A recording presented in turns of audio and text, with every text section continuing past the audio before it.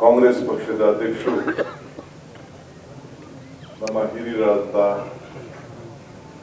BK. Hariprasad ಅವರೇ, ನನ್ನ ಸಹೋದ್ಯೋಗಿಗಳಾದ ರಾಮಲಿಂಗಾರೆಡ್ಡಿ ಅವರೇ, ಶಿವರಾಜ್ ಚಂದ್ರಿ ಅವರೇ, ಉಮಾಶ್ರೀ ಅವರೇ, ಪ್ರಾಣಿ ಸತೀಶು, ಹನುಮಂತಯ್ಯ, ನಜೀರು, ಬಿ.ಟಿ. ಲಲಿತಾ ನಾಯ್ಕು, ಬೇರೆ ಎಲ್ಲ ಕೂಡ ಗೋಪಾಲಕೃಷ್ಣ ತೋರ್ಸ ಕೆಲವರು ಶಿವಮೊಗ್ಗದವರು, ಇನ್ನು ಎಲ್ಲ ಬಹಳ ಜನ ಹಿರಿಯರೆಲ್ಲ ಇದ್ದಾರೆ. ಎಲ್ಲರ ಹೆಸರು ತೆಗೆದುಕೊಳ್ಳಲಿಲ್ಲ, ದಯವಿಟ್ಟು ಕ್ಷಮಿಸಬೇಕು. ನಾವೆಲ್ಲ ಕಾರ್ಯಕರ್ತರೆ. ನಾ ಚೀಫ್ ಮಿನಿಸ್ಟರ್ ಆದ್ರೂ ಇಲ್ಲಿ ಕಾರ್ಯಕರ್ತನೆ, ಅದು ನನ್ನ ನಂಬಿಕೆ. ಕಾರ್ಯಕರ್ತರಾಗಿದ್ದೇನೆ ಪಕ್ಷ, ಪಕ್ಷ ಇದ್ದೇನೆ ಸರ್ಕಾರ, ಸರ್ಕಾರ ಇದ್ದೇನೆ ದೇಶ. ಇದು ನಮ್ಮ ತಲೆಯಲ್ಲಿ ಎಲ್ಲರೂ ಕೂಡ ಇರಬೇಕು. ಅಧಿಕಾರ ಯಾವತ್ತೂ ಎಲ್ಲರಿಗೂ ಟೆಂಪ್ರರಿನೇ, ಎಲ್ಲರೂ ಕೂಡ ಸೇವೆ ಮಾಡಬೇಕು ಅಂತೇಳಿ ಮನೋಭಾವ ಇಟ್ಕೊಂಡು ನಾವು ಬಂದಿದ್ದೇವೆ. ಸ್ವಾತಂತ್ರ್ಯಕ್ಕೆ ಬೆಲೆ ಕಟ್ಟಲಿಕ್ಕೆ ಸಾಧ್ಯ ಇಲ್ಲ. ಸ್ವಾತಂತ್ರ್ಯವೇ ನಮ್ಮ ಜೀವನದ ಉಸಿರು. ಇವತ್ತು ಸ್ವಾತಂತ್ರ್ಯಕ್ಕೆ ಮುನ್ನುಡಿಯನ್ನ ಬರೆದಂತ ಒಂದು ಪವಿತ್ರವಾದಂತ ದಿನ. ಕಾಂಗ್ರೆಸ್ ಕಚೇರಿಯಲ್ಲಿ ಇವತ್ತು ನಾವು ಭಾರತ್ ಜೋಡೋ ಭವನದಲ್ಲಿ ಈ ಪವಿತ್ರವಾದಂಥ ಕಾರ್ಯಕ್ರಮವನ್ನು ನಿರ್ವಹಿಸ್ತಾ ಇದ್ದೇವೆ. ಇಲ್ಲಿ ವಾಕ್ಯ ಗೋಷ್ಠಿಯ ಇಲ್ಲಿದೆ: ಬ್ರಿಟಿಷರೇ ಭಾರತವನ್ನು ಬಿಟ್ಟು ತೊಲಗಿ, ಸರ್ವಾಧಿಕಾರ ಮನಸ್ಥಿತಿ ಅಧಿಕಾರ ಬಿಟ್ಟು ತೊಲಗಿ. ಅಂದು ಸ್ವರಾಜ್ಯ ನಮ್ಮ ಜನ್ಮಿಸಿದ ಹಕ್ಕು, ಪ್ರತಿಭಟನೆ ನಮ್ಮ ಜನ್ಮಸಿದ್ಧ ಹಕ್ಕು ಅಂತ ಹೇಳಿ ಈ ಕ್ವಿಟ್ ಇಂಡಿಯಾ ಚಳವಳಿಯಲ್ಲಿ ನಾವು ಇದನ್ನ ಮಾಡ್ಕೊಂಡು ಬಂದಿದ್ದೇವೆ. ಗಾಂಧೀಜಿಯವರ ನೇತೃತ್ವದಲ್ಲಿ ಈ ಚಳವಳಿ ನಡೆದು ಇಡೀ ದೇಶಕ್ಕೆ ಒಂದು ದೊಡ್ಡ ಅಡಿಪಾಯವನ್ನು ಮಾಡಿ ಒಂದು ದೊಡ್ಡ ಸಂಕಲ್ಪವನ್ನು ಮಾಡಿದಂಥ ಒಂದು ಪವಿತ್ರವಾದಂಥ ದಿನ. ನಾವೆಲ್ಲ ಈ ಚಿತ್ರದಲ್ಲಿ ನೆಹರು, ಪಟೇಲ್ರು, ಮೌಲಾನಾ ಆಜಾದ್ರವರು, ಅಬ್ದುಲ್ ಕಲಾಂ ಇವೆಲ್ಲೂ ಕೂಡ ಎಲ್ಲ ಹಿರಿಯರು ಹೆಜ್ಜೆ ಇಡ್ತಾ ಇದ್ದನ್ನು ನಾವೆಲ್ಲ ಗಮನಿಸಿದ್ದೇವೆ. ಜನಾರ್ದನ್ ಪೂಜಾರಿ ಅವರು ಕಾಂಗ್ರೆಸ್ ಪಕ್ಷದ ಅಧ್ಯಕ್ಷರಾಗಿದ್ದಂಥ ಸಂದರ್ಭದಲ್ಲಿ ನಮ್ಮನ್ನೆಲ್ಲ ಗುಜರಾತ್ಗೆ ಕರ್ಕೊಂಡೋಗಿ ನಾವು ಕೂಡ ಬೆಳಗ್ಗೆ ಅಷ್ಟೊತ್ತಿಗೆ ಒಂದಷ್ಟು 8-10 ಕಿಲೋಮೀಟ್ರು ಆ ಪವಿತ್ರವಾದಂಥ ಭೂಮಿಲಿ ಹೆಜ್ಜೆ ಹಾಕಿದ್ದು ನನಗೂ ಕೂಡ ಈಗ ನನಗೆ ನೆನಪು ಬರ್ತಾ ಇದೆ. ಹಿರಿಯರ ಹೋರಾಟದ ಫಲವಾಗಿ ನಮ್ಮೆಲ್ಲರೂ ಕೂಡ ಅಧಿಕಾರ ಬಂದಿದೆ, ಪ್ರಜಾಪ್ರಭುತ್ವ ಬಂದಿದೆ, ಸಮಾನತೆಯಿಂದ ಬಾಳಲಿಕ್ಕೆ ಒಂದು ಅವಕಾಶ ಕೂಡ ಇದೆ. ಸಂವಿಧಾನನೇ ಇವತ್ತು ನಮಗೆ ಬೈಬಲು, ಕುರಾನ್, ಭಗವದ್ಗೀತೆ ಎಲ್ಲ ಕೂಡ ಇವತ್ತು ನಮಗೆ ಸಂವಿಧಾನ ಕೂಡ ಈ ಆಶ್ರಯದಲ್ಲಿ ಹೊರಹೊಮ್ಮಿಸಿದೆ. ನನ್ನ ಹೆಗಲ ಮೇಲೆ ತ್ರಿವರ್ಣ ಧ್ವಜ ಇದೆ. ಈ ತ್ರಿವರ್ಣ ಧ್ವಜ ಬೇರೆ ಯಾವ ಪಾರ್ಟಿಯವ್ರ ಕೆಲವು ಹಾಕೊಳ್ಳಿಕ್ಕೆ ಸಾಧ್ಯ ಇಲ್ಲ. ಯಾರೊಬ್ಬ ನಮ್ಮ ಕಾರ್ಯಕರ್ತ ಸತ್ತರೆ, ಯಾವ್ದಾದ್ರು ಮಂತ್ರಿ ಸತ್ತರೆ, ಒಬ್ಬ ಹಿರಿಯ ನಾಯಕರು ಸಿಕ್ಕಿದ್ರೆ ನಾವು ರಾಷ್ಟ್ರ ಧ್ವಜವನ್ನು ಕೊಟ್ಟು ಗೌರವವನ್ನ ಸಲ್ಲಿಸ್ತೇವೆ. ಆದರೆ ಈ ತ್ರಿವರ್ಣ ಧ್ವಜ ನನ್ನ ಹೆಗಲ ಮೇಲೆ ಏನಿದೆ, ಪ್ರತಿಯೊಬ್ಬ ಕಾರ್ಯಕರ್ತರು ಕೂಡ ಗೌರವ ಕೊಡುವಂತ ಒಂದು ಪವಿತ್ರವಾದಂತ ಈ ಧ್ವಜವನ್ನ ಕಾಂಗ್ರೆಸ್ ಪಕ್ಷ ನಿಮ್ಮೆಲ್ಲರೂ ಕೂಡ ಕೊಟ್ಟಿದೆ. ಇದನ್ನ ನಾವು ಯಾವ ರೀತಿ ಕಾಪಾಡಬೇಕು, ಯಾವ ರೀತಿ ಉಳಿಸ್ಕೊಳ್ಬೇಕು ಅನ್ನೋದು ಬಹಳ ಮುಖ್ಯವಾದಂತ ವಿಚಾರ. ಕಾಂಗ್ರೆಸ್ ಪಕ್ಷ ಯಾವತ್ತು ಜಗ್ಗಲ್ಲ, ಕುಗ್ಗಲ್ಲ, ಬಗ್ಗಲ್ಲ. ಇದು ತಾವೆಲ್ಲ ಗಮನದಲ್ಲಿ ಇಟ್ಕೊಳ್ಬೇಕು. ಈ ರಾಜ್ಯದಲ್ಲಿ ಕಾಂಗ್ರೆಸ್ ಸರ್ಕಾರ ಅಧಿಕಾರಕ್ಕೆ ಬಂದಿದೆ. ದೇಶದಲ್ಲಿ ಒಂದು ದೊಡ್ಡ ಷಡ್ಯಂತ್ರ ನಡೀತು. ಗಾಂಧಿ ಕುಟುಂಬನ ಕಾಂಗ್ರೆಸ್ನ ಹೊರಗಾಕ್ಬೇಕು ಅಂತೇಳಿ ಅನೇಕ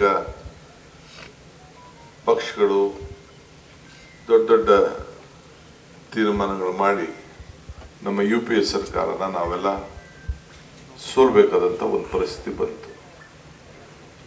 ಆದರೂ ಕೂಡ ನಮ್ಮ ಇಂಡಿಯಾ ಒಕ್ಕೂಟ ಒಂದು 25-26 ಸೀಟ್ ಇದ್ದ, ನಮ್ಮದು ಕಡಿಮೆ ಆಯಿತು.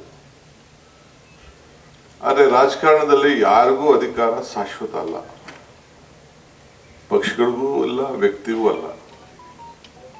ಆದರೆ ನಮ್ಮ ನಿಯಮ, ನಮ್ಮ ಬದ್ಧತೆ ಏನು ನಾವು ಇಟ್ಕೊಂಡು ಬಂದಿದ್ದೀವಿ ಅದು ಯಾವಾಗಲೂ ಕೂಡ ಮುಂದುವರ್ಸ್ಕೊಂಡು ಹೋಗುವಂಥದ್ದು. ಇವತ್ತು ಭಾರತಕ್ಕೆ ಒಂದು ದೊಡ್ಡ ಸಂಕಟ ಬಂದಿದೆ.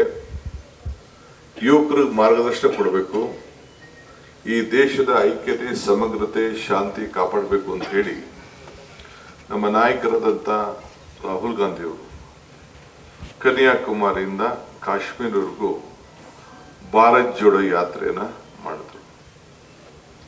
ಇದು ಈ ದೇಶದ ಇತಿಹಾಸದಲ್ಲಿ ಇದು ಸಾಮಾನ್ಯವಾದಂಥ ಕೆಲಸ ಅಲ್ಲ. ನಮ್ಮ ರಾಜ್ಯದಲ್ಲೂ ಕೂಡ ಆ ಜವಾಬ್ದಾರಿಯನ್ನು ನಮ್ಮ ಪಕ್ಷದ ಅಧ್ಯಕ್ಷರಾಗಿರುವಂಥ ಹರಿಪ್ರಸಾದ್ ಕೂಡ, ನಾನು ಪಕ್ಷದ ಅಧ್ಯಕ್ಷ ಆಗಿದ್ದಂಥ ಸಂದರ್ಭದಲ್ಲಿ ರಾಷ್ಟ್ರೀಯ ಸಮಿತಿ ಜೊತೆಲಿ ಅವರು ಕೂಡ ಹೆಜ್ಜೆಯನ್ನು ಹಾಕಿ ಅದಕ್ಕೆ ಶಕ್ತಿಯನ್ನು ಕೂಡ ತುಂಬಿದ್ರು. ನಮ್ಮ ರಾಜ್ಯದಲ್ಲೂ ಕೂಡ ಎಲ್ಲಿ ನಾವು ಚಾಮರಾಜನಗರದಿಂದ ಪ್ರಾರಂಭ ಮಾಡಿದ್ದೇವೆ, ಗುಂಡ್ಲುಪೇಟೆಯಿಂದ, ಕೊನೆ ಬಳ್ಳಾರಿ ಬಿಟ್ಟು ರಾಯಚೂರು ಬಿಟ್ಟು ಕೊನೆಗೆ ಮುಟ್ಟೋರು ಕೂಡ ಒಂದು ಹೊಸ ಸ್ವರೂಪನ ಕೊಟ್ಟು ಆ ಹೆಜ್ಜೆ, ಆ ಚಳುವಳಿ, ಆ ನಡಿಗೆ ಎಲ್ಲಿ ಇತ್ತೋ ಎಲ್ಲ ಕಡೆ ಕೂಡ ಕಾಂಗ್ರೆಸ್ ಪಕ್ಷ ಬಹಳ ಅಚ್ಚಲವಾದಂಥ ನಂಬಿಕೆಯಿಂದ ಜನರು ಈ ಹೋರಾಟಕ್ಕೆ ಒಂದು ಅರ್ಥ ಇದೆ ಅಂತ ಹೇಳಿ, ಅಂದು ಯಾವ ರೀತಿ ಬ್ರಿಟಿಷರನ್ನ ತೊಲಗಿಸ್ಬೇಕು ಅಂತ ಹೇಳಿ ಇಡೀ ರಾಷ್ಟ್ರದಲ್ಲೇ ಒಂದು ಚಳವಳಿ ನಡೀತೋ, ಅದೇ ರೀತಿ ನಮ್ಮ ಕರ್ನಾಟಕದಲ್ಲಿ ಈ ಭಾರತ್ ಜೋಡಿಯ ಹೆಜ್ಜೆ ಕಾಂಗ್ರೆಸ್ ಪಕ್ಷ 136 ಸೀಟ್ ಬರಲಿಕ್ಕೆ ತಾವೆಲ್ಲ ಕಾರಣಕರ್ತ. ಈಗ ನಾನು ಭಾರತ್ ಜೋಡೋ ಭವನದಲ್ಲಿ ಇದ್ದೇನೆ. ಕಳೆದ ವರ್ಷ ಮಹಾತ್ಮ ಗಾಂಧೀಜಿಯವರ ಕಾಂಗ್ರೆಸ್ನ ಅಧ್ಯಕ್ಷಗಿರಿಯನ್ನ ಬಹಳ ಸಂಭ್ರಮದಿಂದ ಮಲ್ಲಿಕಾರ್ಜುನ್ ಖರ್ಗೆಯವರ ಮುಖಂಡತ್ವದಲ್ಲಿ ಬೆಳಗಾವಿನಲ್ಲಿ ನಾವು ಕಾರ್ಯಕ್ರಮವನ್ನು ನೆರವೇರಿಸಿತು. ಆ ಕಾರ್ಯಕ್ರಮ ಜೈ ಬಾಪು, ಜೈ ಭೀಮ್, ಜೈ ಸಂವಿಧಾನ ಈ ಘೋಷಣೆ ಮುಖಾಂತರ ನಾವೆಲ್ಲ ಸೇರಿ ಮಾಡಿದೆವು. ಅದರ ನೆನಪಿನಲ್ಲಿ ಇವತ್ತು ನಾವೆಲ್ಲ ಕೂಡ ಇದನ್ನು ಉಳಿಸಬೇಕು ಅಂತ ಹೇಳಿ ಮುಂದಕ್ಕೆ 100 ಕಾಂಗ್ರೆಸ್ ಕಚೇರಿಗಳನ್ನ ಕಟ್ತೀನಿ ಅಂತ ಹೇಳಿ ಈಗಾಗಲೇ ನಾನು ಘೋಷಣೆಯನ್ನು ಮಾಡಿ, ಈ ದೇಶಕ್ಕೆ ಕಾಂಗ್ರೆಸ್ ಪಕ್ಷದ ಅಧ್ಯಕ್ಷರಾದ ಮೇಲೆ ಒಂದು ಸಾಕ್ಷಿ ಗುಡ್ಡೆಯನ್ನು ಬಿಟ್ಟು ಹೋಗ್ಬೇಕು ಅಂತ ಹೇಳಿ ಈಗಾಗಲೇ ಪ್ರತಿ ಒಂದು ತಾಲೂಕುಗಳು ಕೂಡ ಜಾಗವನ್ನು ನಾವೇನು 100 ಎಕರೆ ಬಿಜೆಪಿ ತರ ತೆಗೆದುಕೊಂಡಿಲ್ಲ, 100 ಸಂಸ್ಥೆಗಳನ್ನು ನಾವೇನು ಕಟ್ಟಿಲ್ಲ. ಆದರೆ ಪಕ್ಷದ ಕಚೇರಿ ನಮಗೆ ಕಾಂಗ್ರೆಸ್ ಕಚೇರಿ, ಕಾಂಗ್ರೆಸ್ ಭವನ, ಇಂದಿರಾ ಭವನ, ರಾಜೀವ್ ಭವನ, ಪ್ರಿಯದರ್ಶಿನಿ ಭವನ ಇವೆಲ್ಲ ಕೂಡ ನಮಗೆ ಒಂದು ದೇವಸ್ಥಾನದ ಒಂದು ಸ್ವರೂಪ.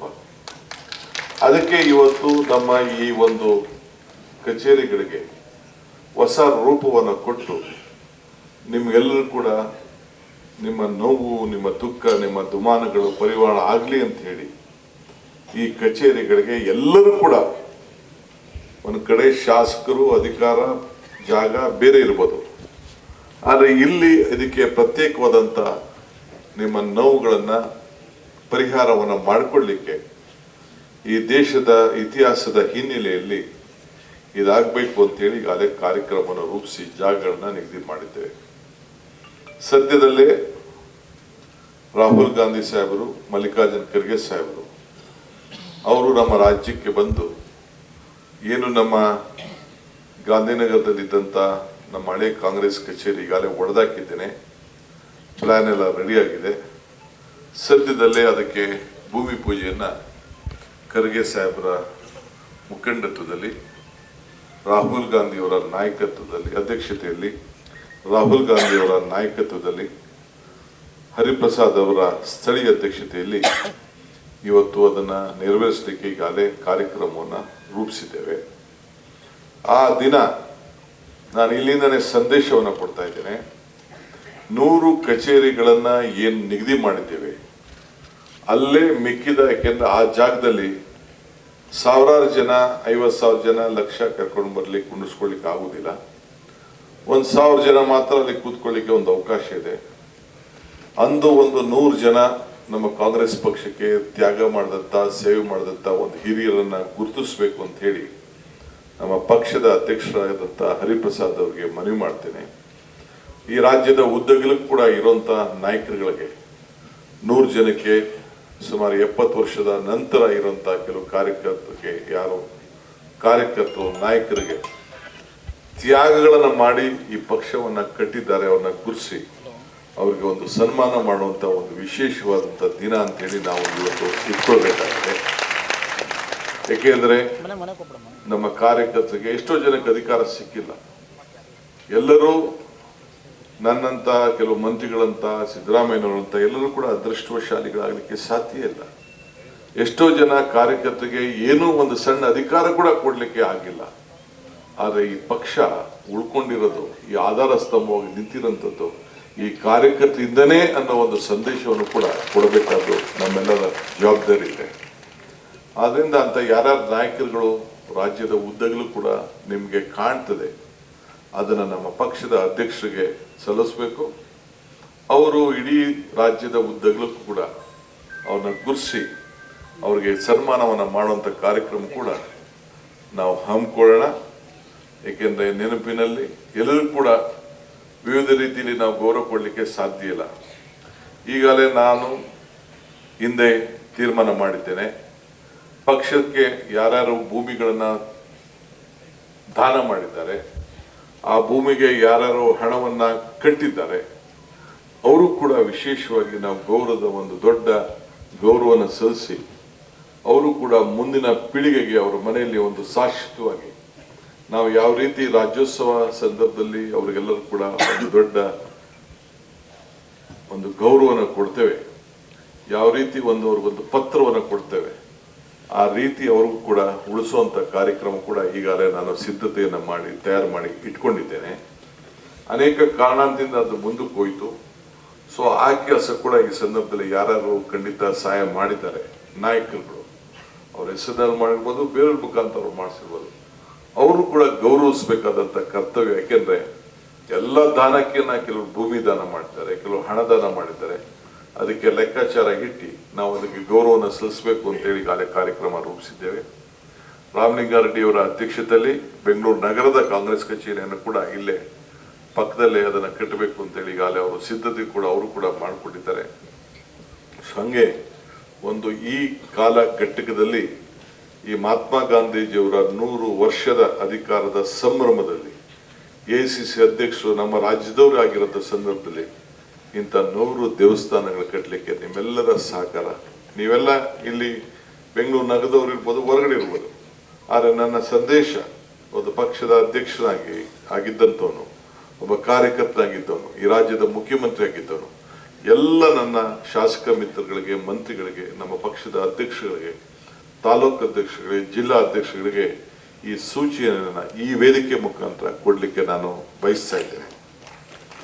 ಇವತ್ತು ಇದಲ್ಲದೆ ಭಾರತ್ ಜೋಡೋ ಭವನದಲ್ಲಿ ನಾವು ಇದ್ದೇವೆ.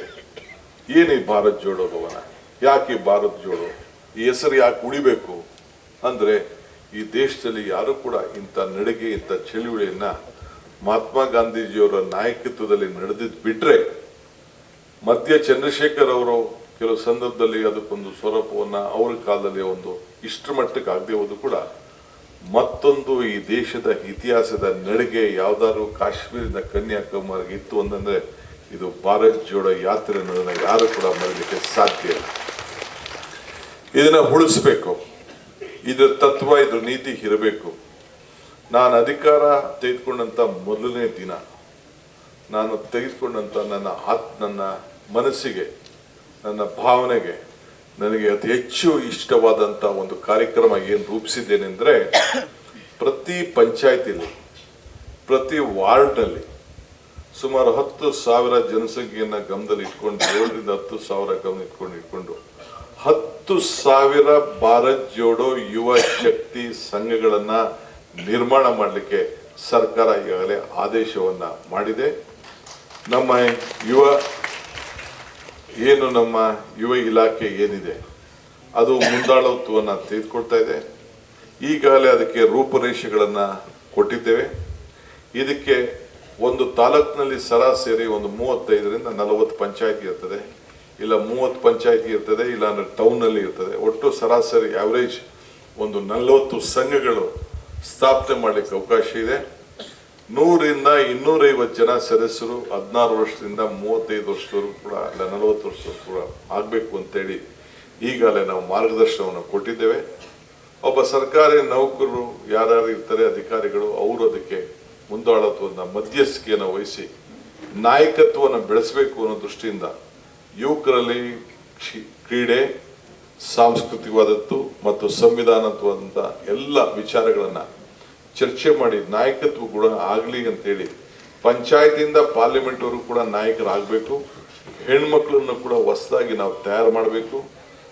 ರಾಜೀವ್ ಗಾಂಧಿ ಅವರು ಒಂದಿನ ನನಗೆ 73ನೇ 74ನೇ ತಿದ್ದುಪಡಿಯ ಸಂದರ್ಭದಲ್ಲಿ ಒಂದು ಮಾತು ಹೇಳಿದ್ರು, a leader is one to create leaders not followers ಅಂತ ಒಂದು ಮಾತನ್ನು ಅವತ್ತು ಸಂದರ್ಭದಲ್ಲಿ ನಾನು ಜಿಲ್ಲಾ ಪಂಚಾಯತಿ ಮೆಂಬರ್ ಆದಾಗ ನಮ್ಮ ಜಯಪ್ರಕಾಶ್ ನಾರಾಯಣ್ ಅವರ ಏನೋ ಇಲ್ಲೊಂದು ಸೆಂಟರ್ ಇದೆ, ಆ ಸಂದರ್ಭದಲ್ಲಿ ಹೇಳಿದ ಮಾತು ನನ್ನ ತಲೆಯಲ್ಲಿದೆ. ಅದು ನೆನಪಿನಲ್ಲಿ ಇವತ್ತು ನಾವು 10,000 ಯುವ ಭಾರತ್ ಜೋಡೋ ಯುವಕ ಸಂಘವನ್ನು ಪ್ರಾರಂಭ ಮಾಡಲಿಕ್ಕೆ 1,000 ಕೋಟಿ ರೂಪಾಯಿಯನ್ನು ನಿಗದಿ ಮಾಡಿದ್ದೇವೆ.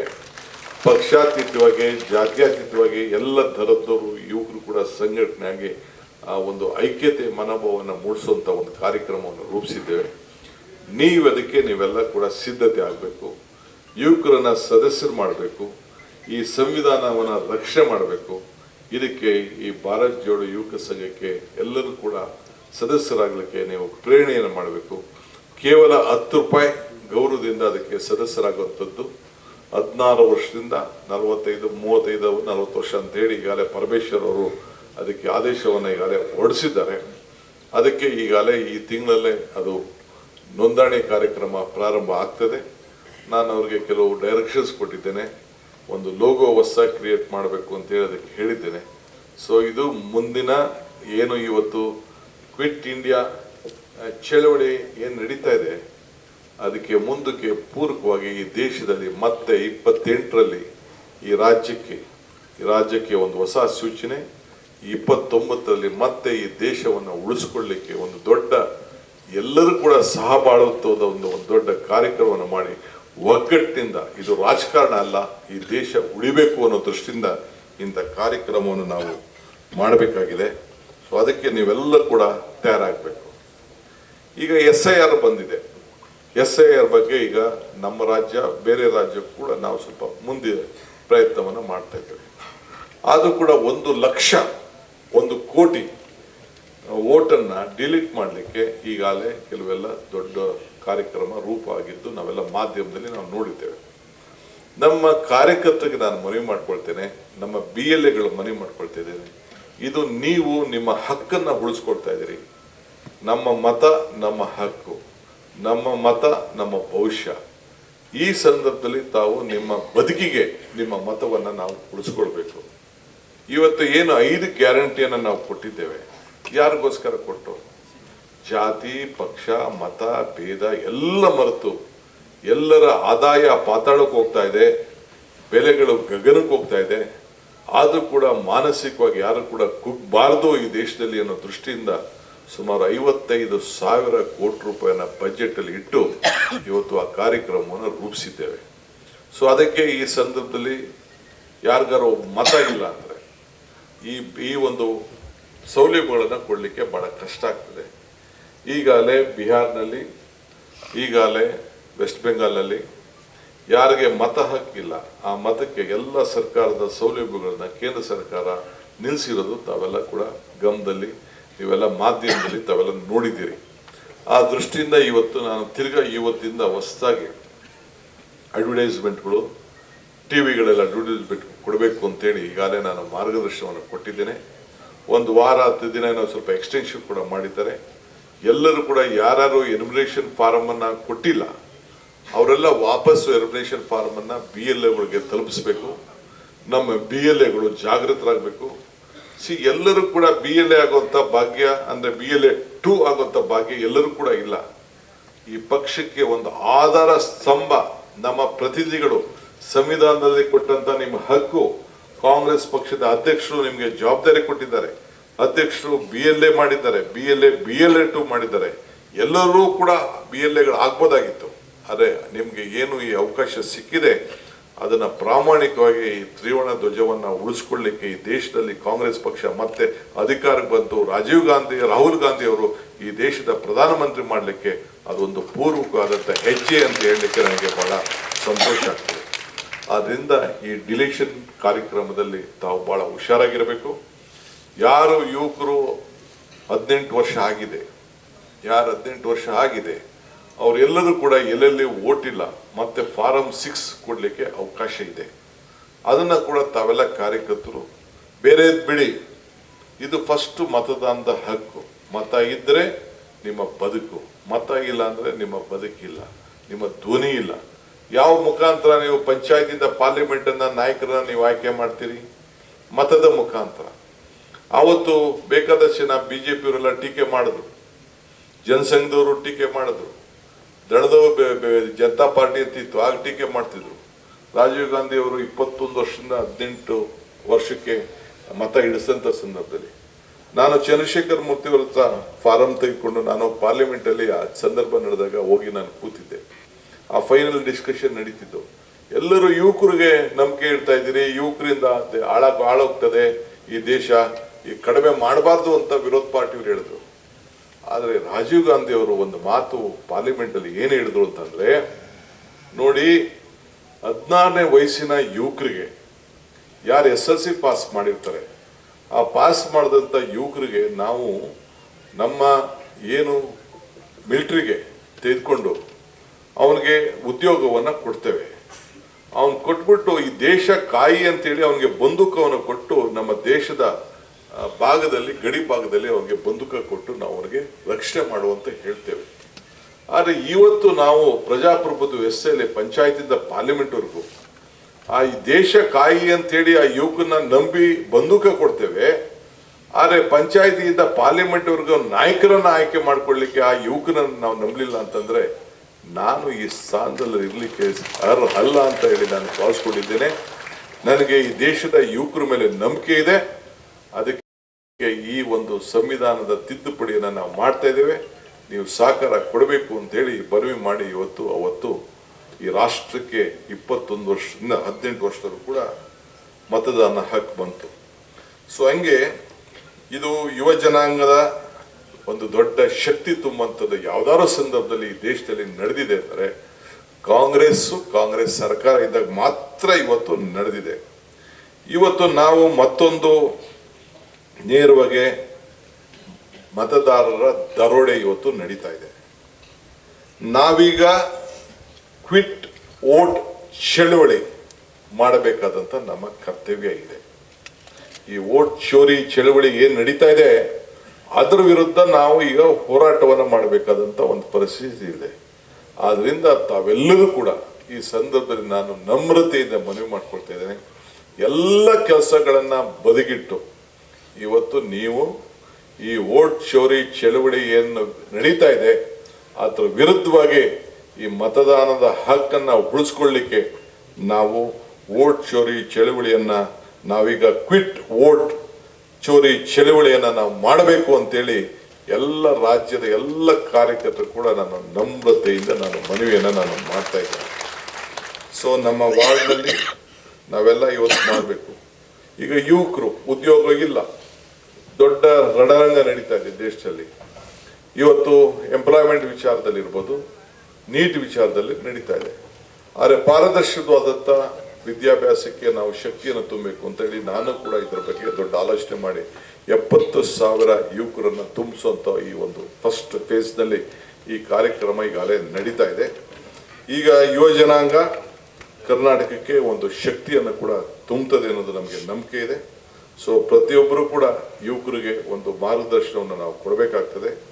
ಆ ನಿಟ್ಟಿನಲ್ಲಿ ಯುವ ಕರ್ನಾಟಕದ ಮೂಲಕ ಯುವ ಭಾರತವನ್ನು ನಿರ್ಮಾಣ ಮಾಡಬೇಕು.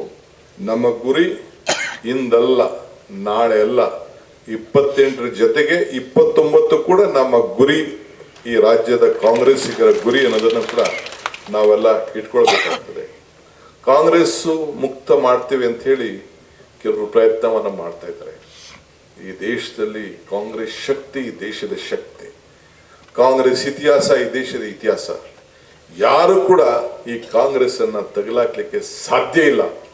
ಈ ಕಾಂಗ್ರೆಸ್ ರಾಜ್ಯದ ಈಗ ದಕ್ಷಿಣ ಭಾರತದಲ್ಲಿ ತಮಿಳುನಾಡಲ್ಲಿ ಆಯ್ತಾ, ಕೇರಳಲ್ಲಾಯ್ತಾ, ಆಂಧ್ರಲ್ಲಾಯ್ತಾ, ತೆಲಂಗಾಣನಾಗ್ತಾ ಇದೆ. ಈ ಕೆಳಗಡೆಯಿಂದ ದೀಪ ಉರಿತದೆ, ದೀಪ ಉರಿದು ದೀಪ ಪ್ರಜ್ವಲವಾಗಿ ಬೆಳೀತದೆ.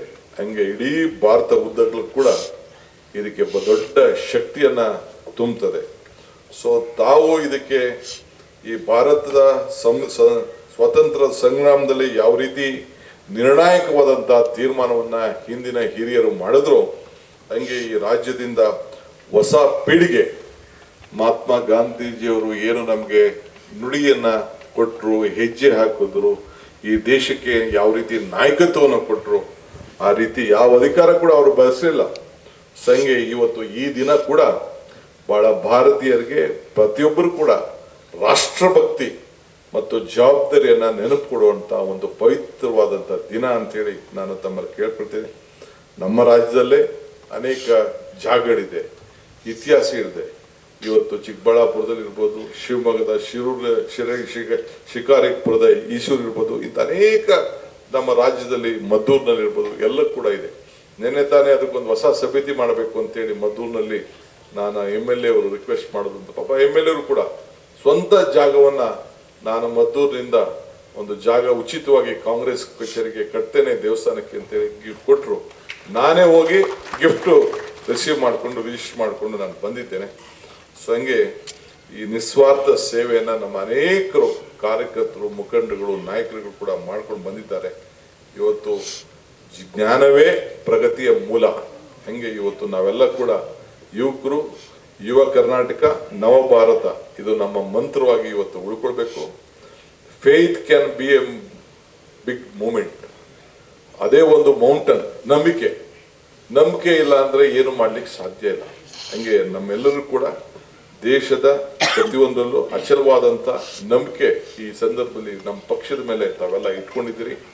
ಈ ಪಕ್ಷ ವ್ಯಕ್ತಿಗಲ್ಲ, ಯಾವತ್ತೂ ಕೂಡ ನಾನು ಈಗ ಅನೇಕ ಸಂದರ್ಭದಲ್ಲಿ ಹೇಳಿದ್ದೇನೆ, ವ್ಯಕ್ತಿ ಪೂಜೆ ಮಾಡಕ್ ಹೋಗ್ಬೇಡಿ, ಪಕ್ಷದ ಪೂಜೆ ಮಾಡಿ. ವ್ಯಕ್ತಿ ಮೇಲೆ ಮಾಡೋದಲ್ಲ.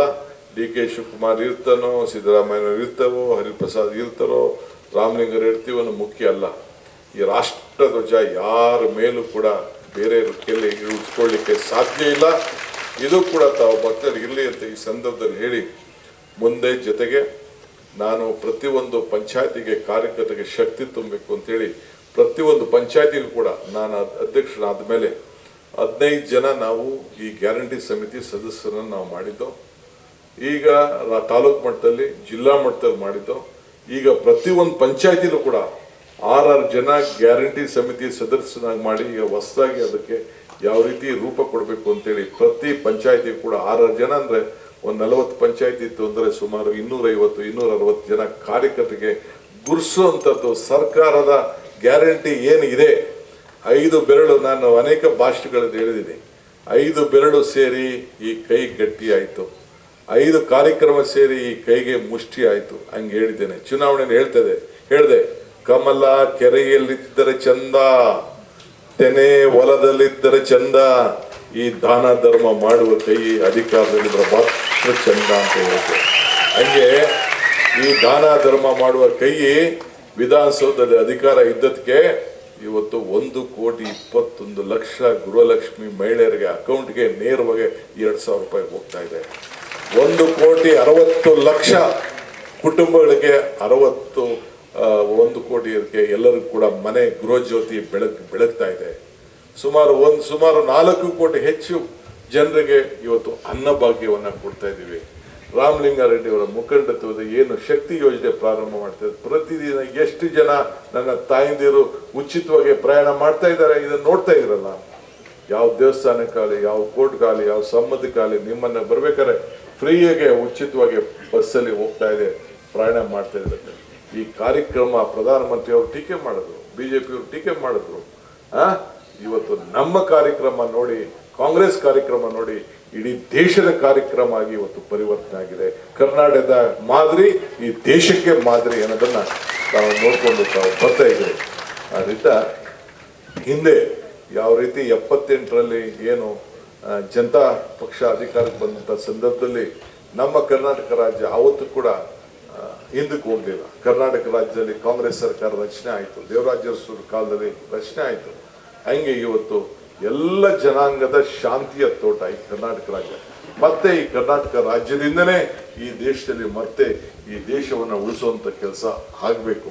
ಆ ನಿಟ್ಟಿನಲ್ಲಿ ನೀವೆಲ್ಲ ಸೇರಿ ಕೆಲಸ ಮಾಡಬೇಕು.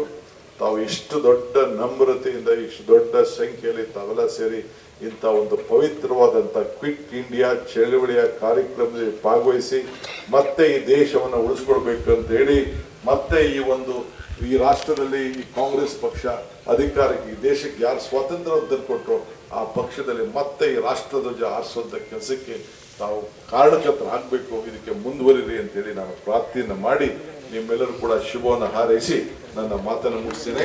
ಜೈ ಹಿಂದ್, ಜೈ ಕಾಂಗ್ರೆಸ್.